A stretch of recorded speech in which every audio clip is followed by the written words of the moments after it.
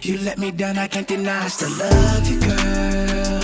Yes, I do. Nobody seems to make me smile just quite like you, girl. Like you do. Just like codeine up in my system, girl, you're bad for me. No make loving for you, girl, you're super bad to me. Why am I so damn attached when you're bad for me? Hey, hey, you know that you're bad for me. Let's go. Yo, what is up, everybody? Welcome back. How you doing today? Me, I'm doing good. Today I got for you a video by Watch Mojo. It's called Top 10 Worst Gimmicks Pokemon Games Ever Used. I don't know about you, but I'm a 90s baby. I was into Pokemon. I played almost all the Pokemon games. I'll play almost all the Pokemon games on like the Game Boy Color and Game Boy Advance, I believe. But yeah, so we're gonna get right into this. It's a 10-minute video, so grab your popcorn, grab your drink, and let's get into this. Don't forget to look in the description and you'll see like some of my homeboys, my homegirl, their pages will be there. You know, they're dope. Go check them out. Don't forget to like, comment, subscribe, all that good stuff, and we'll get right into it. How can we be the very best when there's so much nonsense to deal with? I agree. Name's Dave with Watch Mojo, and today we're counting down our picks for the top 10 worst gimmicks Pokemon games ever used. Pokemon Let's Go Eevee. That was a game? For this list, we'll be looking at the different mechanics and features. I loved Pokemon Red. My favorite Game Boy Color game was actually Pokemon Crystal. I love that game. Employed across the Pokemon franchise that felt cheap, unnecessary, superficial, and otherwise disappointing. Damn. What was that, Pokemon Go? Yeah, I played that too. Oh, Number 10. I hated when that happened, yo. I really did. Like, oh my gosh, why? I wanted it so bad. 10. Pokeball Plus. Pokemon Let's Go Pikachu and Let's Go Eevee. Let's Go Pikachu and Let's Go Eevee. Have I heard of these? What is this? While there are many things we loved about Let's Go Pikachu and Eevee, the games were far from perfect. One of the oddest parts of the experience wasn't technically a mechanic, but an overpriced peripheral. Shortly before the game's launch in November 2018... That was on the Wii U? Seriously? I'm gonna have to check that out. Nintendo introduced the Pokeball Plus, a one-handed motion controller designed to make players feel like they were actually throwing a real Pokeball. Until the 3-hour battery went out. 3-hour? It can't be played with any other game since it only has 3-hour battery. But you could also store Pokemon inside and level them up as you walk around the real world. See, that's... Oh, and every unit contains a Mew. All wow, of this could be yours. Okay, first of all, no. Everyone contains a Mew? No. You have to work for that Mew. I don't care who you are, you gotta work for it. That's cheating. Everyone gets a Mew? Like, come on now. That's whack. That's super whack. For the low price of $50. Ouch. Yikes. You can afford that after buying a $60 game, right? 50? No? Bro, it's $110 though. Number 9. Pokemon Go Plus. Pokemon Go. See, Pokemon Go was not a bad thing, you know?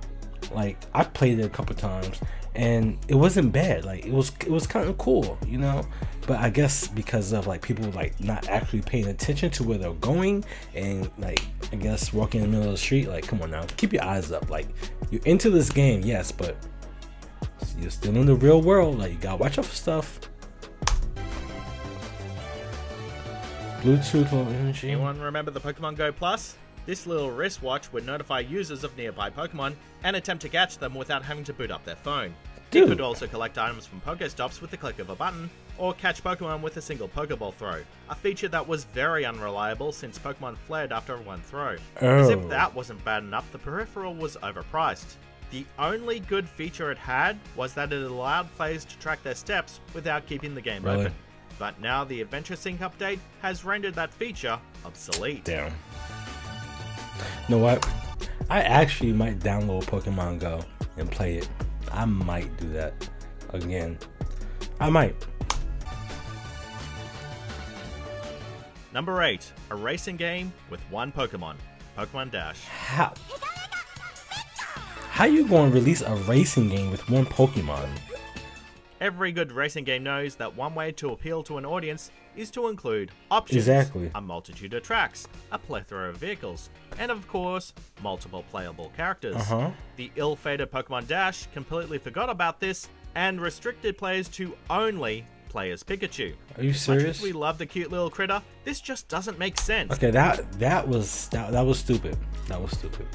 Like, did they just get lazy? Like, why would you just pick one Pokemon? Like, I don't understand that. Especially it's not since smart. Pikachu isn't the only character featured in the game. Why couldn't we play as Meowth or Jigglypuff or any other Pokemon prominently featured on the front cover? This, coupled with the lazy stylus gimmick and generic environments, made Pokemon Dash one of the more disappointing games you can own on the Nintendo DS. Oh, I like the beat though. Pika. Gold. Number 7. Yeah, that game seemed whack. It just seemed whack. Battle Royales, Pokemon Rumble. Pokemon Rumble. They actually had a fighting game? Aside from adventuring and beating up Who wild are these Pokemon, Pokemon? Battle Royales were the most tedious part of the Rumble series. For starters, you had to make sure your Pokemon was at a certain level, so if you didn't meet your requirement, be prepared for a grind. Okay. To make matters worse, some Battle Royales required you to use... You know, first of all, the graphics were trash. Yo, these new Pokemon, I don't understand them. Like, I'm stuck and I'm sticking with the original 151 Pokemon. Or was it 154? No, it was 151 Pokemon, right? I guess so. But yeah, the original, I'm sticking with that. All this new Pokemon stuff, no. And plus I'm like, bro, like I'm not even into Pokemon no more. But still, like, anybody talking about Pokemon, it's the original, not the new stuff. You feel me? specific Pokemon. So, if you've been leveling up the same couple of Pokemon to bypass the level requirements, you had even more grinding to do. This grind would have been more bearable if the game had a deeper combat system, but the series kept it pretty that just basic seemed to boring. being a beat-em-up. Alas, the Battle Royales make the entire experience rather That seems mind-numbing. really boring. Why would you even pay for that? Number 6. Water HMs. Gen 2 and Gen 3 Water Pokemon. HMs. No, see. Okay. For a long time, water-based HMs were I remember this. Not this game, but I remember the water HMs like surfing, fishing. No, was fishing one? No, you just need a rod to fish, I think. But yeah, surfing, which means you can go like in the ocean and like ponds and stuff. Like that was a cool mechanic, right? You know, I think I liked major it. pain in the butt. On its own, surf is fine, but when it came to Gen 2 and Gen 3 respectively, okay. players had to juggle between 4 different HMs Seriously? just to navigate water. Surf, Wow. dive, whirlpool, and water. Oh, whirlpool. Yeah, that was one too. Like when you wanted to enter something like a cave or whatever, there were like whirlpools that were like blocking it, so you had to use that HM to get past it. I remember that. Okay. I was young at the time. Like, I didn't think that was a bad mechanic. I really didn't. And in Gen 3, they also had to include dive. Yeah, I don't know it about got dive. really out of hand. What was worse is if you teach a HM to a Pokemon, that move can never be replaced. Yeah, So when you have that too. multiple HMs required to fully traverse I mean- lakes, rivers, and seas, you basically have to sacrifice a Pokemon's useful moveset just to get across I mean, the area. that's true, but at the same time, it made the game more difficult, you know? Because these games really didn't have like a easy, medium, or hard mode, you know? But just with these mechanics, like all that stuff, it makes it more of a strategy, like who can use what in.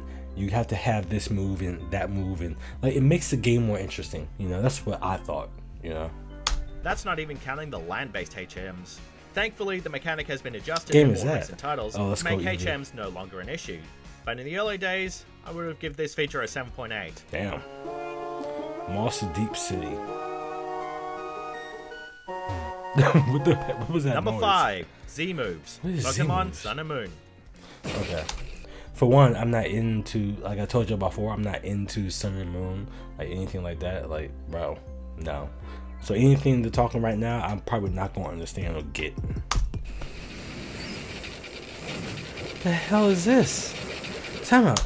Was he surfing on his? Was he flying or surfing with his tail under him, like a surfboard? I'm just gonna leave it at that. Give Nintendo the benefit of the doubt. No, Z-moves don't do sound that. like an awesome idea. Why not include a feature that can make our Pokemon look more badass and deliver a super-powered attack? Stupid. Well, be careful what you wish for. Z-moves ended up being more of an annoyance in Sun and Moon than anything else. They quickly lost their luster after a few uses, and there was no edge to disable them when playing online. So, if your opponent was some kind of troll or cinephile, you had to sit through and watch the entire thing. Overall, it was pretty much a better idea on paper than in application. And don't get us started on that ridiculous Z-Ring playset. That was decent. I mean, if they could like upgrade it more or make it to like a, or it's like a one particular like move or something, then yeah, that'd be good. But what they'll do, like, it seems like they have good ideas, but it's just not like they're not executing them well. You feel me? That was dope, not gonna lie. Graphics are still trash, but that was dope. Number 4, motion controls. Pokemon Let's Go Pikachu and Let's Go Eevee. So what I can sum up from this is don't buy Let's Go Pikachu, don't buy Let's Go Eevee. There you go. I just saved y'all like $50. $60. Let's Go Pikachu and Eevee had us excited for 2 reasons. Oh, he caught it. First, it was a new Pokemon for the Switch, and second, it was a remake of the ever-popular Pokemon Yellow. Unfortunately, as soon as it was revealed that the game required Pokeballs to be thrown, our hearts sank. I did not know that. Getting excellent throws and curved throws got a lot harder. Nintendo would later clarify that it was possible to catch Pokemon by aiming with the left Joy-Con, but there was little satisfaction in doing so. I hated when that happened. I really did. This simply soiled what was otherwise a solid Pokemon I think experience. that's his name, Rhyhorn. Blue. Alright, you caught a Rhyhorn. Number 3, Rumble U NFC toys. Pokemon. Okay, what? Rumble something UFC? Wait, are the Pokemon doing UFC moves? Are they really doing like kicking and okay? Talk about it. Shit. Rumble U. Rumble U. In the early 2010s, a new aspect of the gaming industry was booming. Skylanders and Disney Infinity that looks so confusing. Up the new Toys to Life market, and Nintendo wanted a slice of the pie. Bro. For Amiibos, Nintendo used Pokemon Rumble U to launch a small line of NFC files. Yo, that's the what was that? Disney. It was Disney something. It was this game thing where like you had to buy the Disney like characters, then you put them on your console or something like that, and then they actually show up in the game. I forgot what it was called. It was something about Disney though. I can't remember. But yeah, if this is the same thing as that, then no, stop copying. What are you doing, Pokemon? Chill. The resemblance to the game's polygonal models made the figures look somewhat unimpressive. And they didn't do much outside of granting the players access to Pokemon. Okay. Seeing how no more than 18 standard figures were launched, one can safely assume Nintendo didn't see a significant return in investment. Yeah, why would you even? Why? Why, my guy? Why? Number 2, talking to Pikachu. Okay, hey, you, Pikachu. I can't. I remember this. Did not get it because it was trash. And by 2000, I was actually playing football. I was less into Pokemon. But anyway, yeah, that was just trash. And this is terrible. Make it anymore. Fill it in. He talks to Pikachu. Pikachu listens. Pikachu listens. I thought I was man's best friend. Come on. Who He's wouldn't a jump boy. on board with a game that lets you talk Where's to your Pikachu? dad? Don't lie. Any kid would jump on that opportunity. And that's what makes Why would you Pikachu even so painful to think back on. Hey, For you the few Pikachu. of us who dared to play this, we quit. Okay, first of all, you gotta think back. This is 2000. I don't think even in 2000 this was a good idea. I really did. Who wants to talk to a Pokemon fishing? It seems adventurous, I guess. Because all you're doing is talking to Pikachu. You're not actually controlling anything. You're just telling Pikachu what to do. with no interaction, no button mashing. Yeah, that idea was kind of trash. Quickly discovered a gameplay experience that simply did not work. Trash. The game would often fail to recognize our commands, and even when it did, there was a chance that Pikachu simply wouldn't listen. Why are you looking like he's it's crying? no wonder as to why so many people resort to cursing Pikachu and eventually rage quit. Meanwhile, I'm getting fat. I walk myself. What you mean? You already Where's fat? the love? Where's Before the we dad? continue, be sure to subscribe to our channel and ring the bell to get notified about our latest videos. What we You got? have the option to be notified I might for do that occasional next. videos or all of them. I might do that If next. you're on your phone, make sure you go into your settings and switch on notifications. Make sure you go follow him. Really dope. They got Number a lot. one, What? watch TV with Pikachu. Okay. Pokemon channel. Okay. First of all, what? Did they just say watch TV with Pikachu? Like you're watching TV? Like I'm here looking at the TV. Alright, let's get back into it. Let's see what it might be a cool idea. Let me see what they're saying. Okay, let me see. Pokemon Channel has gone down as the most infamous game in the franchise's history. But the thing is, you can't even call it a game. For those unfamiliar with this particular GameCube title, the whole gimmick is that you sit down and watch TV with Pikachu. That's it. You watch TV. You could watch old episodes from the anime, endure some painful skits and gags, rinse and repeat. It's one thing to sell us an overpriced peripheral or incorporate trash, complete trash. Why would you even trash? Who thought of this? Whoever thought of this should be fired, rehired, and then fired again. Why? It's making me upset. I'm sorry. But charging players $50 to watch TV, $50. we'd soon report you to Officer Jenny. Isn't that cable? I mean, if you have Officer Jenny, I'm just saying, you know, a little cut, yeah. In the mood for more awesome gaming content? Be sure to check out this video here on Mojo Plays. And don't forget to subscribe and ring the bell to be notified about our latest videos. Make sure y'all ring that bell, son. Watch Mojo. Thank you for another one. Alright, y'all. So that was top 10 worst gimmicks Pokemon games ever used. I remember most of this. As I said before, I don't remember the new stuff like Pokemon Moon and Sun. Is that what it was? I don't know. But yeah, it was a good video. Some of the gimmicks, or some of the gimmicks, they were good ideas, just bad execution of, you know, said gimmick. Watch TV with Pikachu and Hey You Pikachu. That was trash. That was complete trash. That was trash. I don't know why they even decided to make that, but anyway, thank you for watching. Like, comment, subscribe. I'll probably have another one coming for y'all, and that's it. Thank you.